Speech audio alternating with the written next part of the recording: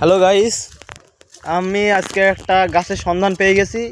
এই গাছের সাথে নাকি অনেক ইতিহাস আছে, তা আমরা আজকে সেটা নিয়ে একটু গবেষণা করব। তা আপনারা আমাদের সাথেই থাকুন। হ্যাঁ ভাই শোনেন, দাঁড়ান দাঁড়ান দাঁড়ান দাঁড়ান ভাই, বলছি ভাই এই গাছের সাথে নাকি অনেক ইতিহাস আছে, অদ্ভুত অদ্ভুত কাণ্ড ঘটে গেছে। তা আপনি কি কিছু এই বিষয়ে বলতে পারবেন? হ্যাঁ, বলতে পারবো। এই গাছের সাথে অনেক ইতিহাস আছে। অনেকে এমনি জানতে পারতো না রাত্রে, এত ইতিহাস এই গাছে। এই গাছে এক সময় খুব ভয় ছিল। এই গাছের গোড়া থেকে নাকি কি একটা শব্দ হতো রাত্রে, ও বিশাল বড় অদ্ভুত অদ্ভুত শব্দ হতো। এই গাছে আগে মানুষের যাতে হতো না এখানে একা। এই গাছের গোড়া থেকে বিশাল শব্দ হতো আগে। ও ভাই, তা আমি জানতাম না, তো আজকে জানলাম।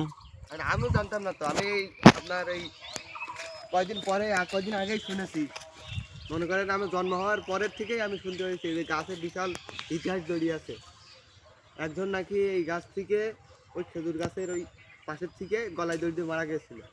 ও, তা ভাই এই গাছটার সাথে তাহলে মেলা ইতিহাস আছে, তাই তো আজকে জানতে পারলাম। তা প্রচুর ইতিহাস ছিল। হ্যাঁ, তাই এই গাছটা ভাই কনে ভাই, আপনারা একটু বলতে বলেন, তাহলে আরো লোকজন একটু আসবে। এই গাছটা আপনার হচ্ছে বেনাপোল কাগজপুকুর বুস্তলা গ্রামের হাই স্কুল মাঠের পাশে এই গাছটা। ও, তাই এই গাছের একটা নাম বলেন, এই গাছের কি কোনো নাম আছে? এই গাছের নাম আছে তো। হ্যাঁ বলেন, এই গাছের নামটা কি? গাছের নাম আছে মাধবীলতা। মাধবীলতা? হ্যাঁ, গাছের নাম মাধবীলতা কিভাবে হলো? ওই যে পরের থেকেই। আমি শুনেছি ভাই, নাকি কদিন আগে শুনলাম যে গাছের গোড়া থেকে নাকি মাধবী গাছ হয়েছিল, সেই জন্য নাকি গাছের নাম মাধবীলতা। এই কথাটা কি সত্যি? হ্যাঁ, মাধবী গাছ হয়েছিল।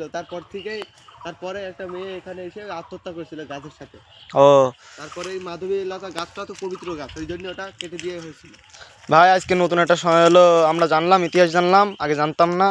তা আপনারা আমাদের সাথেই থাকবেন এরকম অদ্ভুত অদ্ভুত ইতিহাস পেতে। আমরা এইসব সত্যের সন্ধানে আমরা আসি, সবসময় আমাদের সাথেই থাকবেন, তাহলে এইসব সত্যগুলো জানতে পারবেন।